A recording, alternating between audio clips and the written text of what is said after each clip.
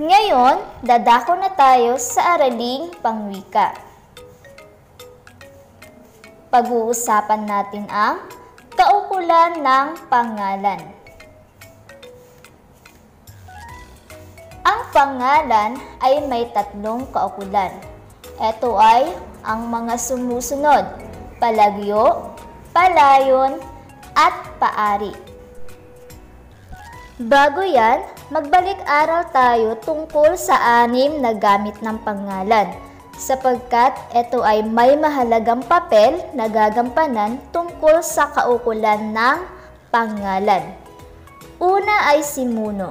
Ang simuno ay gamit ng pangalan kung ang pangalan ay ang pinag-uusapan sa pangungusap. Pangalawa ay pamuno. Ito ay gamit ng pangalan kung ang simuno at ang isa pang pangalan na parehong nasa bahagi ng simuno ay iisa lamang. Pangatlo, kaganapang pansimuno. Kung ang simuno at ang isa pang pangalan na nasa bahagi ng panaguri ay iisa lamang. Pang-apat, pantawag. Ito ay gamit ng pangalan kung ang pangalan ay ang sinasambit o tinatawag sa pangungusap. Panglima, layon ng pandiwa. Ito ay gamit ng pangalan kung ang pangalan ay ang tumatanggap ng salitang kilos sa pangungusap. Pang-anim ay layon ng pang-ukol. Ito ay gamit ng pangalan kung ang pangalan ay ang pinaglalaanan ng kilos at kasunod ng salitang pang-ukol. Ngayon, dadako na tayo sa 3 kaukulan ng pangalan. Una ay palagyo. Kapag sinabi natin palagyo, ito ang kaukulan ng pangalan kung ang pangalan ay ang ginagamit bilang una ay simuno. Kapag sinabi natin simuno, pinag-uusapan sa pangungusap. Halimbawa, si Daniel ay isang huwarang kabataan. Ang pangalang Daniel sa pangungusap ay ginamit bilang simuno, kaya nasa kaukulang palagyo ito. Pangalawang gamit ay pantawag. Kung ang pangalan ay ang sinasambit sa pangungusap. Halimbawa, sige Daniel, kumain ka ng masustansyang pagkain. Ang pangalang Daniel sa pangungusap ay ginamit bilang pantawag, kaya nasa kaukulang palagyo ito. Pangatlong gamit ay kaganapang pansimuno. Kung ang simuno at ang pangalan sa panaguri ay iisa lamang. Halimbawa, ang matapang na mangdirigma ay si Daniel. Ang pangalan Daniel sa pangungusap ay ginamit bilang kaganapang pansimuno, kaya nasa kaukulang palagyo ito. Pang-apat na gamit ay pamuno. Kung ang pangalang tumutukoy sa simuno at nasa bahagi rin ng simuno ay iisa lamang. Halimbawa, ang pangunahing tauhan, si Daniel, ay isang Hebreo. Ang pangalang Daniel sa pangungusap ay ginamit bilang pamuno, kaya nasa kaukulang palagyo ito.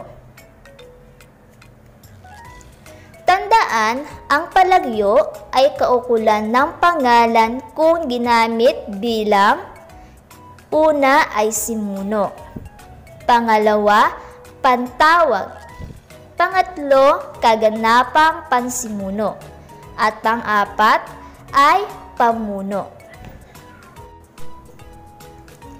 Ang pangalawang kaukulan ng pangalan ay tinatawag nating palayon.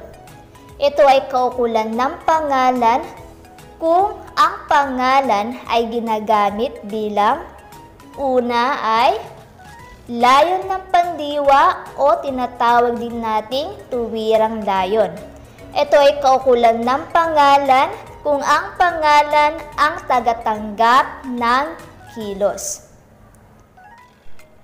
Halimbawa, nakaipon ng lakas sina Daniel para kausapin si Aspenas, ang pinakamataas na opisyal ng palasyo. Ang pangalang lakas sa pangungusap ay ang tumatanggap ng salitang kilos na nakaipon at ginamit bilang layon ng pandiwa o tuwirang layon. Kaya nasa kaukulang palayon ito. Pangalawang gamit ay layon ng pang-ukol. Ito ay kaukulan ng pangalan kung ang pangalan ay ang pinaglalaanan ng kilos at kasunod ng pang-ukol. Halimbawa, sina Daniel ay nanindigan sa kanilang paniniwala para sa mga Hebreo.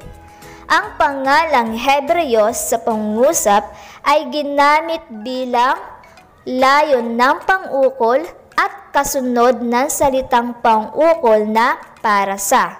Kaya nasa kaukulang palayon ito. Meron pa tayong ibang salitang pang-ukol. Halimbawa, sa ay kina, laban sa, kay, hinggil sa, kay, para sa, o kay, ng, alinsunod sa, o kay, ayon sa, o kay, ukol sa, o kay, tungkol sa, o kay. Tandaan, ang palayon ay kaukulan ng pangalan kung ginamit bilang layon ng pandiwa o tuwirang layon. Pangalawa, layon ng pang-ukol.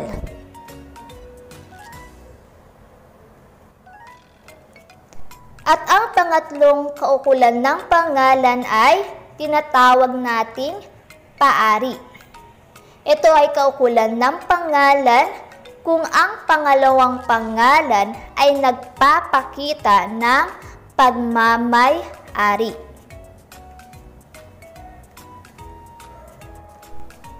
Halimbawa, ang kalusugan ng mamamayan ay mahalaga upang makamit ang kaunlaran ng bansa. Ang pangalang mamamayan sa pangungusap ay nagpapakita ng pagmamay-ari ng unang pangalan na kalusugan. Kaya ito ay nasa kaukulang paari.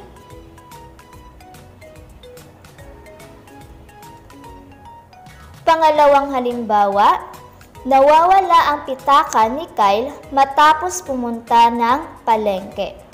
Ang pangalang Kyle sa pangungusap ay nagpapakita ng pagmamay-ari ng unang pangalan na pitaka.